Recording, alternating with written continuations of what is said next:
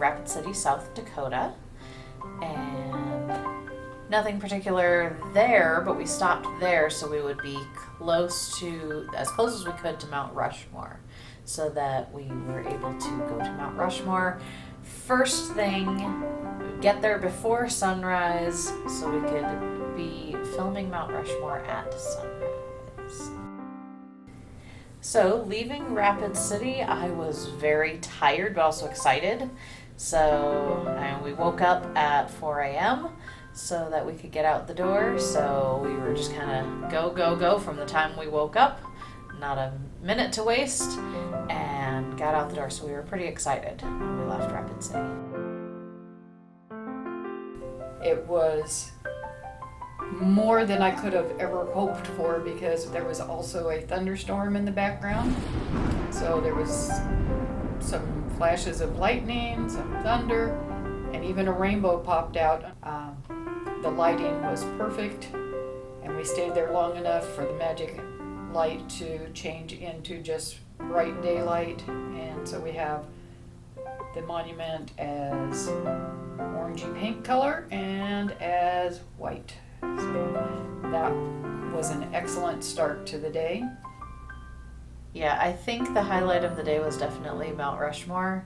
There was just so much going on that we were able to be there for, to be at the monument for sunrise, and with dark clouds behind it as a great backdrop as they got all lit up, and a beautiful rainbow that showed up.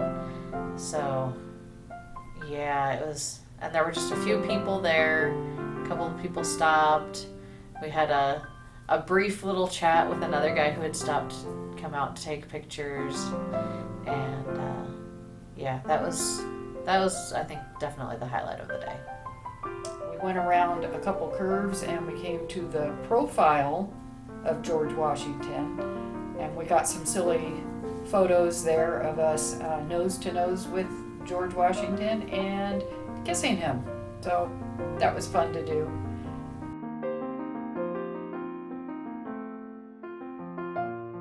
We went over to Crazy Horse, which was also pretty cool. It's under construction, so it's neat to kind of see the whole process there. We heard this strange sound in the distance, and so we went to explore what it was. Maybe it would be an elk. It was actually a herd of cattle. So the cattle went by, and the bull got a little frisky on the way too. So we got, I think Crescent got a shot of that, but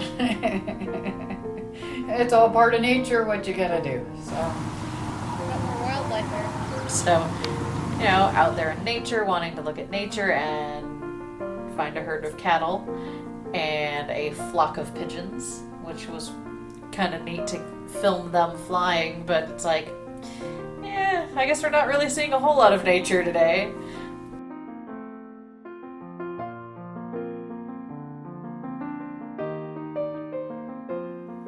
little drug.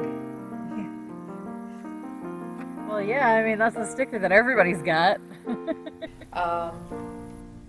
From there we came down the mountain and went north a little bit to Devil Tower, and that incredible just formation that looks like a huge tree trunk. I've been to where you can look at that before. It's really a neat rock formation.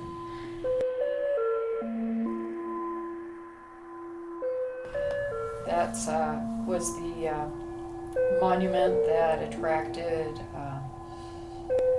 Close Encounters of the Third Kind. If anybody ever saw that movie, and if you haven't, watch it. You'll have a new liking for mashed potatoes if you've never seen it.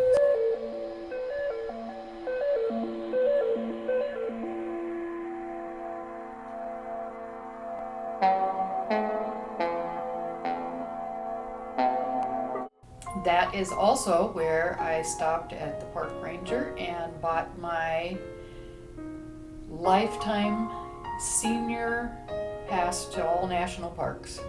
So it's a one-time fee, and everybody in the car goes in with me at no extra cost, and we're going to make use of it.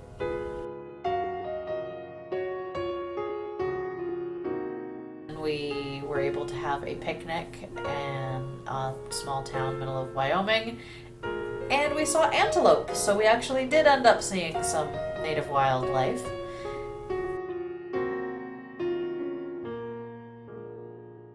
The highlight, yeah, Yeah.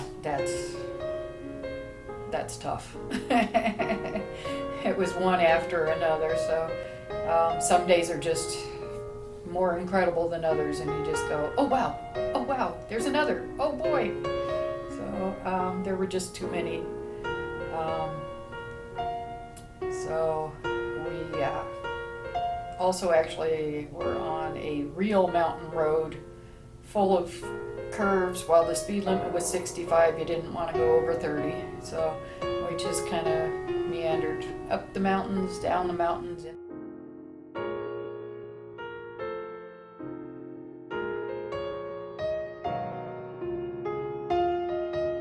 Those mountain roads, especially when you're the passenger, it's a long way down. We were driving down, so the passenger side was the drop off for most of that road. And if you're driving, it's not so bad. You're away from the edge. You're not looking at what's over there. You're just looking at the road. But when you're the passenger, you've got all this time to look at the beautiful scenery and how far down it is. So that's, it's a little nerve-wracking. Even if you trust your driver, even if the driver's great, it's still, you get a chance to look. So I spent a lot of that time either looking through the camera lens or reading a book. So I wasn't looking down. And we saw a lot of just Wyoming, so a lot of rolling hills and prairie, and then up through the mountains. And it's neat because when you go up through the mountains, you get over one group of peaks there and the mountains, and it's all pine trees, just as far as you can see, so many trees. And then you go through there and come back up and back down, and it's back to the same thing that it was before you went through the mountains. It didn't change. A lot of areas you go through, you come down the other side of the mountains, it looks different. Looked exactly the same. It was really interesting. We are in Cody, Wyoming, pretty much at the edge of Yellowstone National Park. It will take us about 3 hours to get to Old Faithful, so I'm looking forward to getting there and see that again. I haven't seen it for over 50 years. So the code restrictions in Wyoming, there are some very specific restrictions that mostly affect like how a business runs. So that staff members are needing to wear masks and gloves when appropriate, and sanitizing procedures and everything like that. Lots of regulations for the businesses themselves, but it doesn't seem to be a lot of restrictions for how individuals act. So there was nothing I could find about any mask restrictions or anything like that, or there's no stay-at-home orders or travel restrictions. But there are limits on large gatherings of people and such like that, and businesses can require masks if that's what the business chooses to do.